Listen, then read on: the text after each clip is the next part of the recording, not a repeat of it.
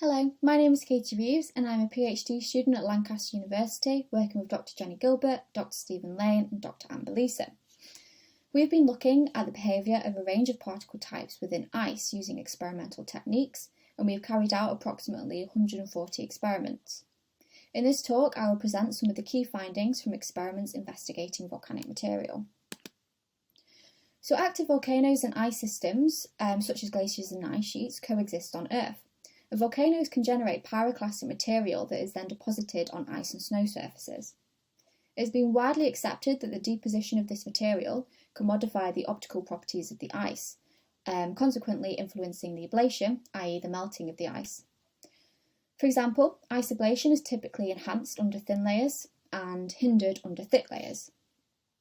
This talk focuses on the deposition of volcanic airfall on ice as single particles and as extremely thin layers, therefore within the enhanced ablation regime. To investigate this, we place single particles or a scattering of particles on an ice surface. So this is shown here in panel E. The behaviour of these was then captured using automated time-lapse imagery with images every 5 minutes, shown here in panel K. Therefore, we created optically transparent ice to facilitate this cross-sectional imaging of the ice. This also had the benefit of reducing other complexities and allowed isolation of the particle behaviour within the ice. The particles were then subjected to visible light radiation from panel A, which is a light-emitting diode, and this further reduced radiation interaction with the ice. I will now talk through some of the key findings in the next 8 slides. So one of the features identified in these experiments was the development of a melt pathway. So this is essentially a pathway of liquid water, which is created as a particle melts the ice and moves downwards in that meltwater. So these are associated with relatively high density particles. So figure 2 here is from an experiment using a scoria particle, and you can see the meltwater extent here. Note this fine-grained floating material as well. I will return to this later on in the talk, but I thought it would be useful to highlight here. And also note that the pathway is quite wide relative to the particle. So figure 3 is another example of a melt pathway with panel A, a different experiment but using the same scoria particle, and panel B using 2 metal particles as a control experiment. So notice the difference between the 2 melt pathways. The one associated with the volcanic particle is much wider and has a rounded base, whilst the metal particle has a narrow melt pathway that mimics the particle diameter. So this is predominantly due to the differences in thermal conductivity, where a relatively low thermal conductivity, as in the case for the scoria particle, is associated with inefficient heat transfer through the particle. So this results in that top surface warming up and driving strong convection currents. However, a particle with a high thermal conductivity, i.e. that in panel B, has efficient heat transfer through the particle, so directly melts the ice at the particle base. The experiments also provided an insight into how volcanic particles interact with the vein structure, specifically the vein networks. So multiple experiments have indicated that vein structures have a key control on influencing the angle of downwards particle trajectory and the rate of particle movement, but it also has an influence on the morphology of the melt pathway and drainage events. For example, here in figure 4, we have a 1.5mm scoria particle that has moved downwards through the ice in a draining melt pathway. And this is draining as the melt pathway has intersected these vein networks within the ice. So these are clearly visible in the figure due to the addition of meltwater in the vein structure from the melt pathway, and temperatures also reaching the ice pressure melting point. Experimental work has also indicated that a single volcanic particle is rarely a single particle.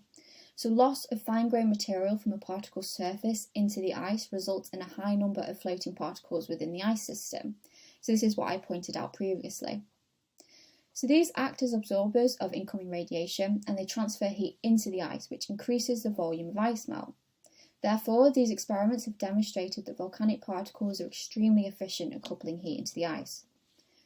Results have demonstrated that even if a particle becomes embedded in the ice, as is the case here in figure 5, it is likely that surface ice melting will occur from the fine-grained material that remains at the surface. So you can see here the development of a surface meltwater pond and a basal meltwater pond, despite refreezing processes occurring between the two. Another process observed in the volcanic experiments was the disintegration of volcanic particles once within the ice. So this is slightly different to that described in the previous slide, where very fine-grained material was lost from the particle surface. Instead, it was observed that multiple particles fragmented at the particle base. And this was observed with all volcanic particles investigated. For example, cemented ash clusters, basaltic andesitic scoria, and rhyolitic pumice. So figure 6 is showing this here. We can see the floating fine-grained material, which is what I discussed in the previous slide. But then we also see the disintegration and fragmentation of this particle at the particle base. So this was also observed in pumice, which we can see here in figure 7. This smaller pumice fragment here is broken off from the larger pumice particle. And this process was actually observed in all 8 experiments using pumice material. Finally, figure 8 is showing this with a scoria particle, so the same process has occurred here where we've got this fragmentation at the particle base. And we actually think the theory for these processes is associated with refreezing processes. So we've observed these refreezing processes in the time-lapse imagery prior to disintegration of the cemented ash clusters. And we use this process to inform the theory of pumice and scoria fragmentation processes. So we suggest that meltwater percolated through the respective particles as it was produced, and this was likely to a greater extent with the pumice particles due to a higher porosity.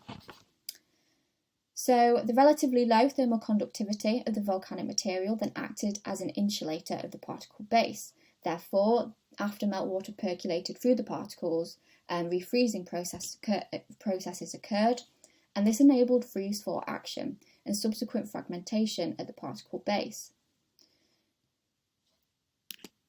So these are some of the key findings that we found in some of these experiments, but just to note that this is a work in progress and we are still actively thinking about the theory behind some of the processes observed and the application to the natural system.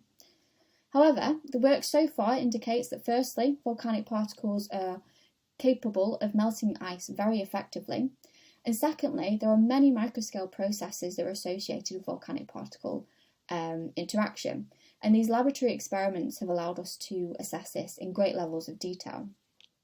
Thank you for attending, and I welcome any questions.